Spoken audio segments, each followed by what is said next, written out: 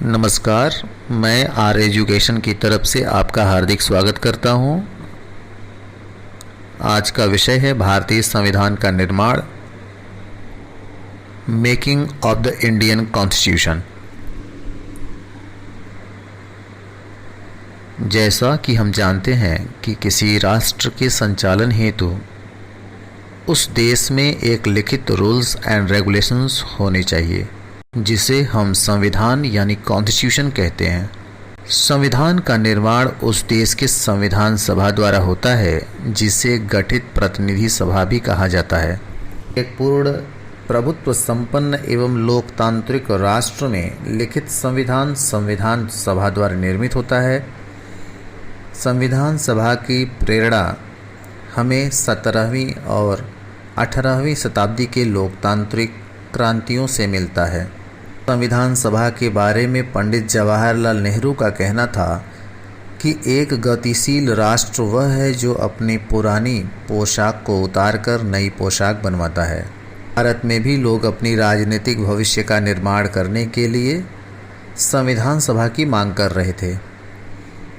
संविधान सभा की मांग भारत में 1895 से ही शुरू हो गई थी और उस समय सर्वप्रथम संविधान सभा के बारे में विचार व्यक्त किया गया था बाल गंगाधर तिलक के द्वारा। 1922 में संविधान के बारे में गांधी जी ने भी अपना विचार व्यक्त किया और इन्होंने कहा कि भारत में भारतीयों के लिए एक इनके इच्छानुसार संविधान होनी चाहिए। 1924 में पंडित मोतीलाल नेहरू ने ब्रिटिश से संविधान सभा के निर्माण के बारे में अपना विचार रखा। संविधान सभा के निर्माण का औपचारिक प्रतिपादन एम.एन. राव के द्वारा किया गया। जब 1936 में लखनऊ अधिवेशन हुआ, जिसकी अध्यक्षता पंडित जवाहरलाल नेहरू कर रहे थे, उस अधिवेशन में संविधान सभा के बारे में काफ़ी विस्तृत रूप से चर्चा की गई थी। और 1937 और 1938 में जब कांग्रेस का अधिवेशन दोबारा हुआ, तो इन दोनों अधिवेशन में भी संविधान सभा के बारे में दोबारा चर्चा की गई। जब संविधान सभा की मांग ने जोर पकड़ा तो ब्रिटिश सरकार इसका विरोध करने लगी और जैसा कि उस समय मुस्लिम लीग संविधान सभा के बारे में पहले से ही विरोध कर रही थी। 1940 में भारत और पाकिस्तान दोनों के लिए अलग अलग संविधान की मांग करने लगे। ब्रिटिश ने मुस्लिम लीग के द्वारा दिए गए इस प्रस्ताव को स्वीकार कर लिया और 1942 में क्रिप्स मिशन ने इसे पूर्ण रूप से स्वीकृति दे दी, लेकिन भारत में इसका पूर्ण रूप से विरोध हुआ। अंत में 1946 में कैबिनेट मिशन आई, तो कैबिनेट मिशन ने भारतीय संविधान सभा के प्रस्ताव को स्वीकार कर लिया। 24 मार्च 1946 कैबिनेट मिशन दिल्ली पहुंचा।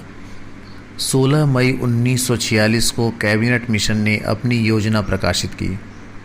उस योजना में कैबिनेट मिशन ने यह माना कि वर्तमान संदर्भ में वयस्क मताधिकार के आधार पर संविधान सभा का गठन असंभव है,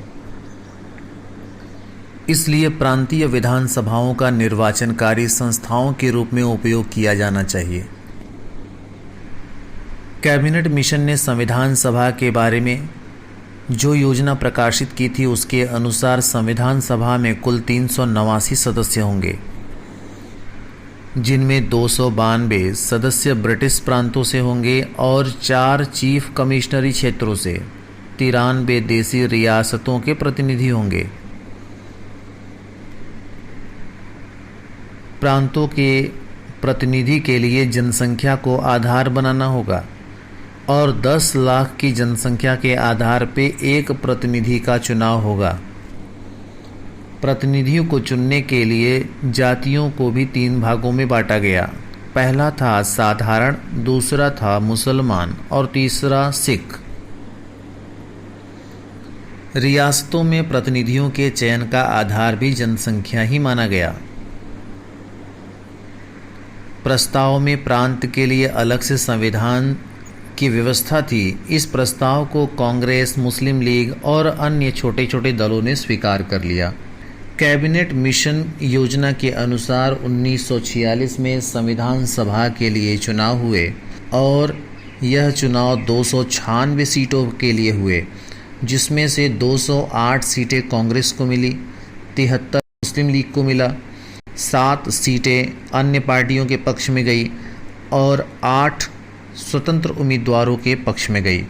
जैसे ही मुस्लिम लीग ने अपनी स्थिति कमज़ोर देखी, मुस्लिम लीग संविधान सभा का बहिष्कार करने का निश्चय लिया और 9 दिसंबर 1946 को जब प्रथम अधिवेशन हुआ तो उसमें मुस्लिम लीग शामिल नहीं हुए और मुस्लिम लीग अब अलग से पाकिस्तान के लिए संविधान के निर्माण का मांग करने लगे। जब प्रथम अधिवेशन हुआ तो उस समय 289 सदस्यों में से मात्र 210 सदस्य उपस्थित हुए और उस सभा में डॉक्टर सच्चिदानंद सिन्हा को अस्थायी अध्यक्ष चुना गया। 11 दिसंबर 1946 को डॉक्टर राजेंद्र प्रसाद को संविधान सभा का स्थायी अध्यक्ष बनाया गया तथा BN राव को संविधान के संवैधानिक सलाहकार के रूप में नियुक्त किया गया। 13 दिसंबर 1946 को पंडित जवाहरलाल नेहरू ने संविधान सभा के समक्ष अपना उद्देश्य प्रस्ताव प्रस्तुत किया और 19 दिसंबर तक उस उद्देश्य प्रस्ताव पर काफ़ी ज़्यादा विचार विमर्श हुए, जिसे संविधान सभा ने 22 दिसंबर 1947 को सर्वसम्मत से पारित कर दिया। जो पंडित जवाहरलाल नेहरू के द्वारा उद्देश्य प्रस्ताव प्रस्तुत किया गया था, उस उद्देश्य प्रस्ताव में कुछ महत्वपूर्ण बातें थीं, जैसे भारत एक पूर्ण प्रभुत्व संपन्न गणराज्य होगा और यह अपना संविधान का निर्माण खुद करेगा। ब्रिटिश भारत के क्षेत्र, भारतीय रियासतों के क्षेत्र तथा इन दोनों से बाहर के क्षेत्र जो भारत में सम्मिलित होना चाहते हैं, सबको मिलाकर एक संघ का निर्माण किया जाएगा। संघ के अंतर्गत आने वाले सभी क्षेत्र स्वायत्तशासी इकाई होंगे, जिनकी सीमाओं का निर्धारण संविधान द्वारा होगा। संघ और राज्यों के समस्त शक्ति का स्रोत जनता ही होगी। राजनीतिक न्याय, पद, अवसर एवं कानूनों की समता, विचार, भाषण, अभिव्यक्ति, व्यवसाय, संघ निर्माण और कार्य की स्वतंत्रता कानून और सामाजिक नैतिकता के अधीन प्रदान की जाएगी। अल्पसंख्यक वर्गों, पिछड़ी जातियों एवं अनुसूचित जातियों के हितों की रक्षा की समुचित व्यवस्था की जाएगी। भारत राज्य क्षेत्र की अखंडता और भूमि, जल एवं वायु पर उसकी अखंडता की रक्षा का प्रबंध किया जाएगा। भारत विश्व शांति और मानव कल्याण के लिए हमेशा कोशिश करता रहेगा। इस उद्देश्य प्रस्ताव के आधार पर संविधान सभा के निर्माण की प्रक्रिया आगे बढ़ी।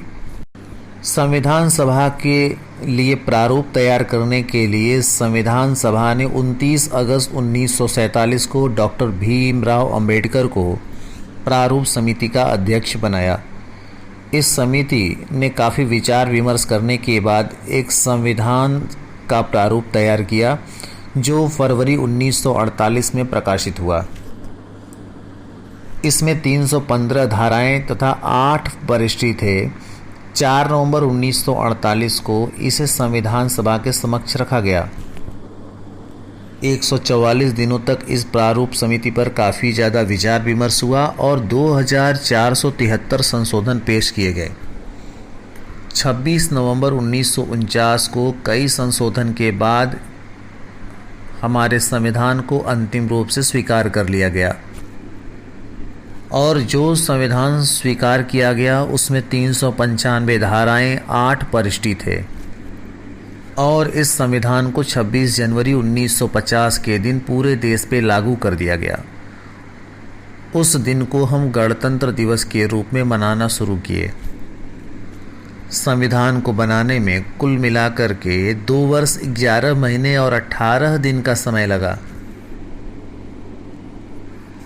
और हमारे संविधान को तैयार होने में लगभग 6 करोड़ 50 लाख रुपए के आसपास खर्च आए। यह तो था संविधान सभा के निर्माण के बारे में कुछ महत्वपूर्ण जानकारी। अगर आपको यह जानकारी अच्छी लगी हो तो आप हमें लाइक करें, कमेंट करें, ताकि हमें मोटिवेशन मिले और हम इस तरीके का वीडियो आगे और बनाते रहें। धन्यवाद।